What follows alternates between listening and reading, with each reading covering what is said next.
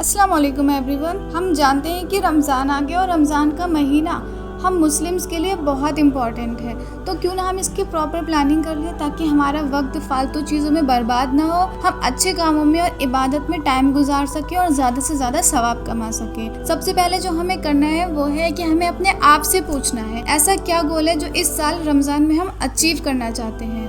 अगर आपने अब तक नहीं सोचा है कि क्या गोल है तो आप इसमें से कोई एक गोल अपना सेट कर सकते हैं, जैसे कि अल्लाह के 99 नेम्स याद करने हैं, नमाज की मीनिंग को समझना है, कुरान ट्रांसलेशन के साथ पढ़ना है, टाइम से नमाज अदा करनी है, सारे रोज़े रखने हैं, कुरान की कोई भी सूरह याद करनी है, या इनमें से कोई भी एक गोल या ये सारे गोल आप सेट कर सकते हैं और इसको अपनी डायरी में नोट कर सकते हैं। लिख लेने से हमारे दिमाग में हमारा गोल सेट हो जाता है और हम कोशिश करते हैं कि हम उसको अचीव कर सकें। पर एक बात ध्यान रखनी, जब भी हम अपना गोल सेट करें तो ऐसे डिफ़िकल्ट गोल सेट ना कर लें जिसको हमें अचीव करना बहुत मुश्किल हो जाए और हम बीच में ही गिव अप कर दें। ऐसे गोल सेट करें जो आप इन रमज़ान अचीव कर सके और जिससे बाद में भी आप फ़ायदा उठा सकें। सेकंड, हमें अपने लिए दुआ लिस्ट और जिक्र लिस्ट बनानी है। ये दुआ और जिक्र लिस्ट दोनों अलग अलग चीज़ें हैं, तो हमें इसको कैसे मेंटेन करना है। सबसे पहले दुआ लिस्ट हमें बहुत हेल्प करेगी जब हम सहरी के टाइम में या इफ्तार से जस्ट पहले वाले टाइम में बहुत ज़्यादा बिजी होते हैं, जबकि वो टाइम होता है दुआ मांगने का।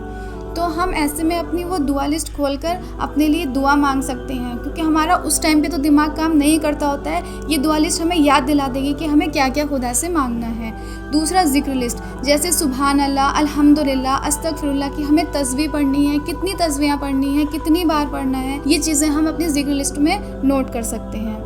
नेक्स्ट, हमें अपने फ्री टाइम को ख़राब नहीं करना है। हमें फ्री टाइम में इस्लामिक पॉडकास्ट, इस्लामिक लेक्चर या कोई भी ऐसे बयान सुनने हैं जो हमारे लिए नॉलेजेबल हो, जो हमें नॉलेज दे, हमारे टाइम को ख़राब ना करें। नेक्स्ट, जो सबसे ज़्यादा ज़रूरी है वो है हमें ज़्यादा से ज़्यादा दुआएं मांगनी हैं। ये दुआ की कबूलियत का महीना है, तो हमें उठते बैठते हर वक्त खुदा को याद करना है, उससे दुआ मांगनी है। क्या पता कौन सा टाइम हो जो हमारी दुआ कबूल हो जाए, अल्लाह हमारी दुआ कबूल कर ले। हम जानते हैं कि रमज़ान कुरान का महीना है, तो हमें कोशिश करनी है कि ज़्यादा से ज़्यादा कुरान की तिलावत करें और अगर पॉसिबल हो सके तो हम कुरान शरीफ ट्रांसलेशन के साथ पढ़ने और समझने की कोशिश करें। इसके अलावा कोशिश कर सकते हैं कि हम 5 टाइम की नमाज़ पढ़ें, नमाज के पाबंद बन जाए। जैसा कि हम जानते हैं किसी भी एक आदत को बनने में 21 दिन लगते हैं और हमारे पास तो रमज़ान की 30 दिन है, तो क्यों ना हम 5 टाइम की नमाज वक्त पे अदा करने की आदत बना लें और ये आदत हमारे लिए आगे भी फ़ायदेमंद साबित होगी इंशाअल्लाह। नेक्स्ट, ज़कात कैलकुलेट कर लें पहले से ही। ये रमज़ान का महीना है जिसमें हमें चैरिटी और सदका करना है। ज़कात तो हम निकालते ही हैं, इसके अलावा अगर हम स्टूडेंट हैं और हमारे ऊपर ज़कात फ़र्ज़ नहीं है तो हम तब भी कुछ सदका कर सकते हैं अपनी सेविंग्स में से, किसी गरीब की मदद करके या किसी गरीब को कुछ देकर। इसके अलावा हम चाहें तो अपने घर में भी सदका कर सकते हैं। वो कैसे?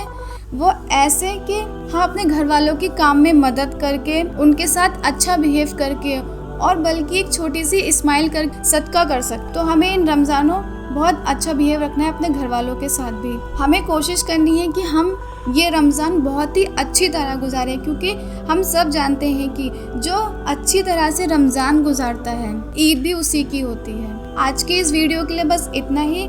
आगे ऐसे ही रमज़ान सीरीज़ में हम आपके लिए टिप्स लाते रहेंगे। तब तक बने रहिए हमारे साथ, हमारे चैनल पर। हमारे चैनल को सब्सक्राइब कीजिए। Thank you for watching.